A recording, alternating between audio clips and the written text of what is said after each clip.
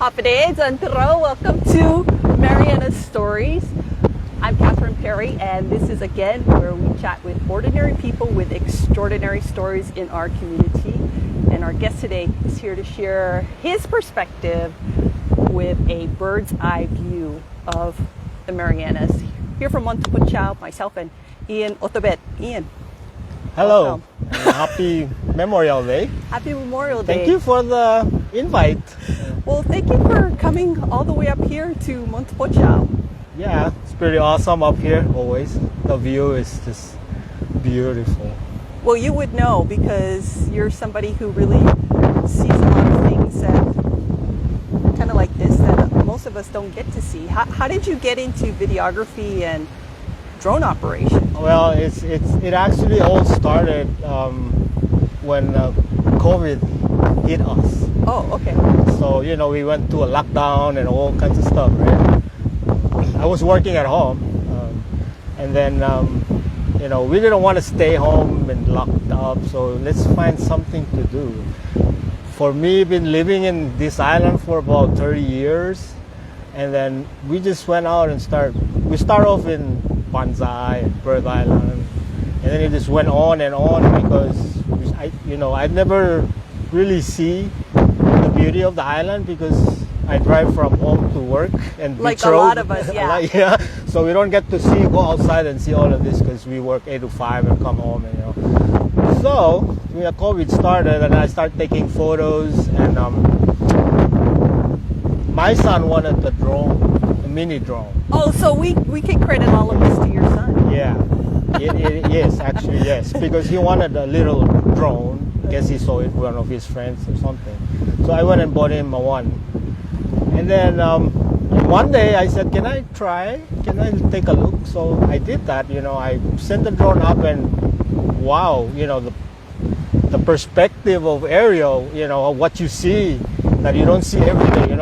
You look straight every day, you're walking straight, you're driving straight, left and right, but you never really actually see the island from above unless you're on an airplane or something, So that's how it all started. I got really interested in that first, flight up in the air. So I started to watch YouTube channel on DJI drones and kind of learn how to use them. And they are pretty regulated by FAA, so I had to go through a lot of learning and before I even bought myself, a big drone. And so I did that for like a few months, and then I invest on one and save money and bought one drone. And here am I flying all around Saipan, looking at the bird's eye view, whether it's sunset, sunrise, or out in the jungle, and do a lot of hiking. So it's a very good tool for hiking. Mm-hmm. So you can just park and send it up and see where you want to go, and or if you get lost in the jungle, you can send it up and see where you're at. It's a perfect tool. That's great. What are some of the more unusual places or inaccessible places that not a lot of people go to that you've been to in the Marianas? Oh, right there, right below there, if you can see. Oh wait, first of all, we want to let the viewers know. Whoa! Okay, safe. This is not a drop off, okay? There's ground like right back here. If we do fall, we're cool. But anyways, you were gonna point out what, Cagman? I was gonna point out, Kakman area. Where's that? Right there. So from Forbidden Island, and you can walk down to between Forbidden Island and Lau Lau. There's a small hidden beach right there that kind of inaccessible for anybody. Okay. So it takes a lot of machete your way through the jungle. Is there a name for that place? I'm not sure what's the name. Okay. Yeah, I'm still learning all these names of these places. But and you've also been to Tinian and Rhoda, correct? I've been to Tinian and Rhoda, yes. What were some of your favorite places on those islands? In Tinian, we just recently went there this year on a Pika festival. So we just took a drive around, and one of the I mean, I won't say best place that I like it there is the blowhole in Tinian, and there's another one. There's a beach closer to blowhole. I forgot the name of it, but it was just recently cleared by the U.S. military because there's a lot of unexploded ordnance around there. Oh, okay. I really forgot the name, but you can see it from Coral Ocean Point. Yeah, it's got a channel going inside, and then there's a beach there. Chicken Beach. There you go, Chicken Beach. Yeah, just recently reopened to the public. Right. And I never knew. I've been going to Tinian a lot, many times for work, but I never knew this. There's just a place like that. The reason I jumped down is because it's so windy up here, and I know that's I see these things on like TikTok and YouTube where like the drone operators are sacrificing their lives, their bodies, to like save the drone from landing in the water or the camera from crashing on the ground. Have you ever had an experience like that? Oh yeah, I do a lot of hand catching of my drone when I'm out hiking in the cliff or in the jungle where I don't have a clear landing pad. Okay. But it takes practice to do that because it's dangerous.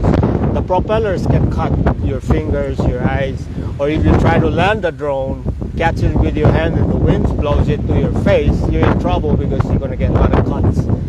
So it takes a lot of practice to do that. It's not something that the professional drone operators advise not to do that. But in some circumstances, when you have no choice, when you're on the boat, in the cliff, where you have no landing pad, then you will have to do a landing catch, or else your drone will crash in the water, and they're very expensive stuff. They're not a toy though. They cost thousands of dollars for that flying camera. Some of the techie people watching may want to know what kind of equipment you have. Oh, I use DJI products. Okay. Yeah, DJI is, I would say they're the most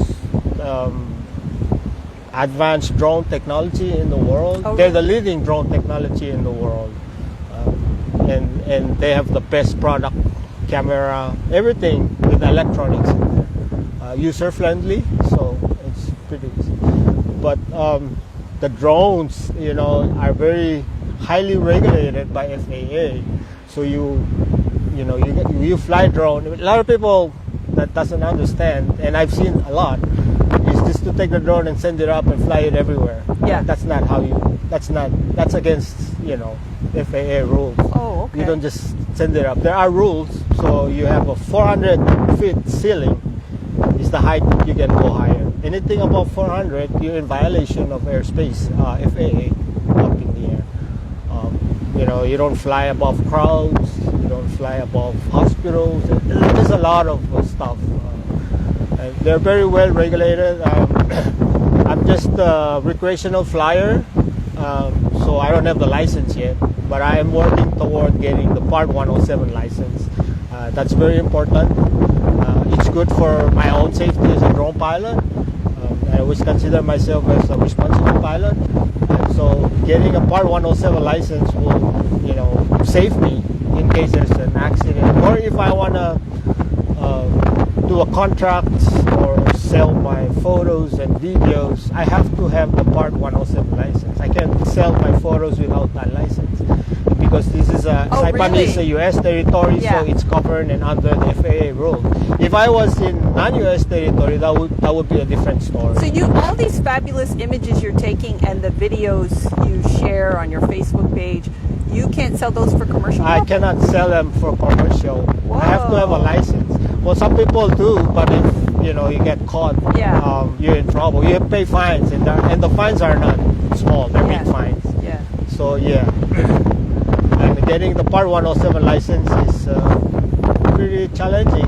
It's like studying to be a pilot of an airplane. Wow. That's how hard it is. And all this time I thought we were going to come up here and talk about creativity and beauty, and you're like sharing all this really technical stuff and requirements that I think a lot of us are not aware of. Yes, I just want to put that out there because I've seen a lot of people on islands start buying drones and flying drones. Yeah. And it's always good to be safe and don't fly above private properties or crowd of people unless you got authorization to. Yeah. For safety reasons and privacy reasons. Which do you think you like more, the drone operation or the videography part of it? I would say both. I'm just still learning, but I learned a lot through. So I joined this DJI drone community around the world. Okay. In their Facebook page, and that's where I get some knowledge too. Everybody goes in there and share their experience, their knowledge, and ask questions, and we all, converse each other. What are the do's and don'ts, and how to take a perfect photo. I'm not a professional photographer, but you look like it. I can do some. Yeah. Like for me, it's both a technical skill and also a creative art. What is it about this form of creativity that appeals to you versus, like, say, painting or other things you could do to be creative? What is it you really like about it? What is that you really enjoy most about this kind of creation? I just, to me, it's like I love showcasing places or areas that I go to, show people, this is how this place looks like. Because not many people knows this unless you have a drone and you can see it from the air, or you walk, you go to that area. And so I just want to, show it to my friends and followers or everybody that interested to see, how beautiful these islands are, or especially in Saipan, we have so many people out here, but not many people know where Grotto 2 is, for one. Where? You say Grotto 2, people are like, where is that? Yeah, where is that? It's right there by Otobed by the sea. Oh, yeah. I've heard of it, but I've never So those are, that's how what's the most unusual thing you think unexpected, or maybe even incredible, but more like, whoa, I wasn't expecting that? Oh yeah, that's a good one. A few months ago, there was a big rain here in Saipan. We had that big rain for about a week or so, and me and my son took off to the Grotto 2, up above Otobed by the sea, just to see, And while we were there, and I had the drone with me, right? So I was flying, and then I saw this huge brown, mud in the ocean. And then when I turned the drone around, it's coming down from like Mount Susu, down Jeffries Beach, so there's a big mud, and I believe it was a landslide or mudslide up in the Mount Susu, and then because we had so much rain, it took it all the way down the beach, down to the Jeffries Beach, all the way around to Otobed by the sea. And I thought, wow, that's rare, unusual thing to see in all this place. So yeah, that's Erosion. Yeah. Erosion, yes. Have you ever seen anything illegal? Not yet. So far, no. I've seen the illegals. I see is people that litters. And I know fishermen. this is a big pet peeve of yours, because you get to go into places where a lot of people don't go. Yeah. A lot of these remote fishing areas. What is the problem you're seeing here? Well, the problem I see is there's a lot of cliff fishermen, and they throw their trash on the cliff, especially this north side of the island, where they can walk, bonsai, cliff, and fish, and they just leave their trash there. El Toro, we went there last weekend. There were some trash there. I think someone picked up because it was more before than that. But the fishermen are the ones, the cliff fishing are water bottle, their bait boxes, squid bait, lines. They're littered everywhere. And I get really pissed and furious about that, You come in with your water bottles or whatever, you should take it back out with you. Absolutely. Because, these things flies and they goes in the water. The fish will eat those plastics or whatever that is, trash. You come next time and you catch the fish, you're going to eat that fish. And in the long run, it will affect your health. So those are the things that, these people need to think about. the fishermen. I have nothing against the fishermen. It is just, I just don't like the way they just dump their trash in the And not all fishermen either. Not all, because there are responsible. There are fishermen out responsible. there. I've seen some YouTube fishermen in CNMI that pick up trash and put in the trash and leave. So that's really nice. Yeah. But there are some that just don't care. Yeah. All they want is to catch that fish for dinner, and that's it. So that's my biggest problem out there. And during the COVID, there was a lot of people who went out and hiked this island. And I think that's where the Booney Stompers Facebook page came out. So that also was really something, because you will find the surgical mask in the jungle and water bottles and everything, and we were just I was furious, and my friends were laughing like, who would bring a surgical mask in the jungle? Wouldn't you want to breathe the fresh air? So those are that's something. That's a good point. Have you ever been in any kind of dangerous situation doing this? No, not yet. We Don't always say that. well, we take safety very seriously when we do this stuff, because you don't want to get hurt somewhere out there. And mostly the places we go, there's no phone signal, there's no cell signal, so that's why we really have to be careful where you step, where you climb. So you don't want to get hurt out there, and you can't get a signal to get help. And if you're So be wise, kind of. Sorry? Be wise. Yeah. Be wise. Yeah. But I think the only danger out there is bees. During now summer, there's a lot of bees. Yes, I can testify to that. Yeah. The bees are awake and active. But yes, we take safety very seriously, and even we have friends or people that wants to go hike with us. We do tell them that we take safety seriously, and if you're not up to it, please don't, because you can get hurt out there. Absolutely, yeah.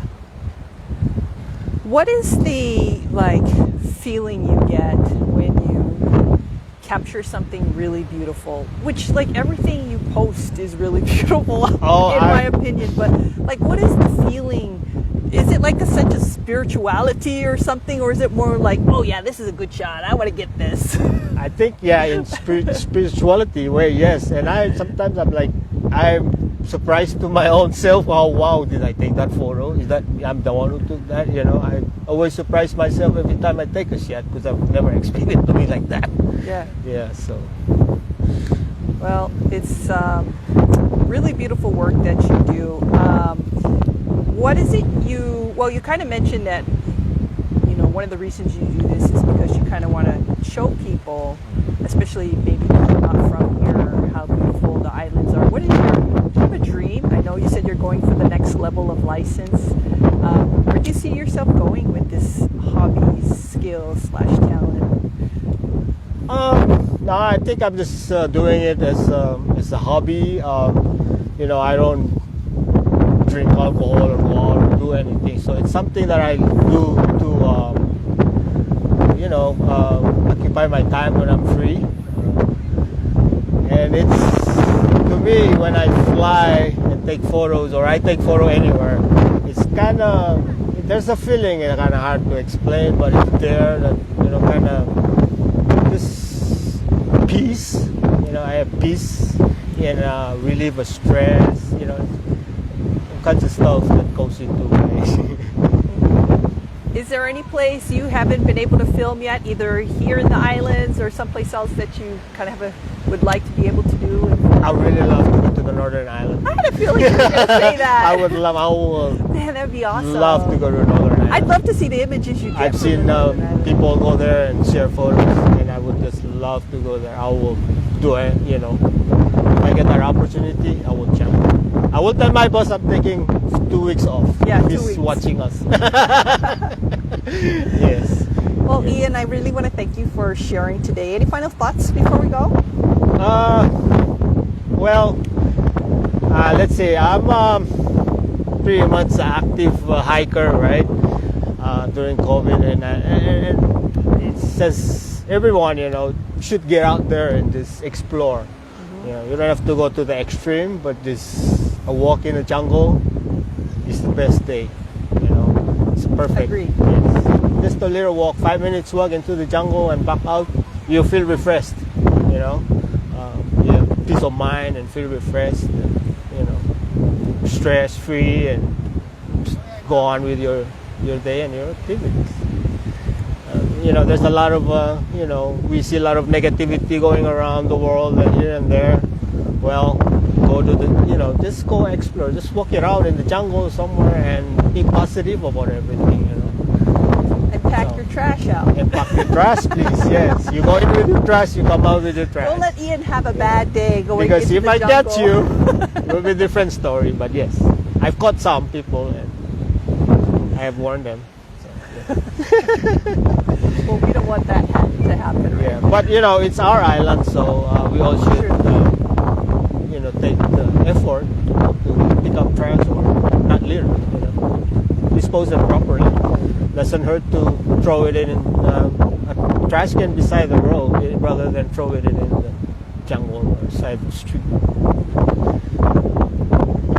Well, I guess we should say thank you first to your son for having the interest in getting a drone in the first place. Yes, my son Trey. Yes. Which kind of led you to what you do today and sharing with the community. You can find it on his Facebook page.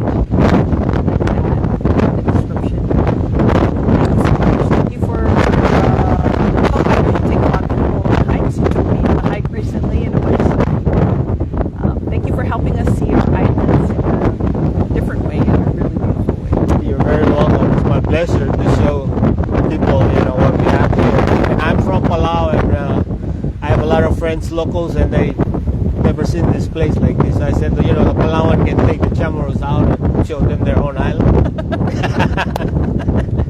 Our guest today has been Ian Otobed, sharing with us his perspective on his bird's eye view of our islands as a drone operator. Definitely not a good day for drone operators. No, it's today. too windy up here. No? Yeah. This has been Marianas Stories. I'm Catherine Perry, and we'll see you again next month. Thank you. And the camera didn't crash. Yay! Peace.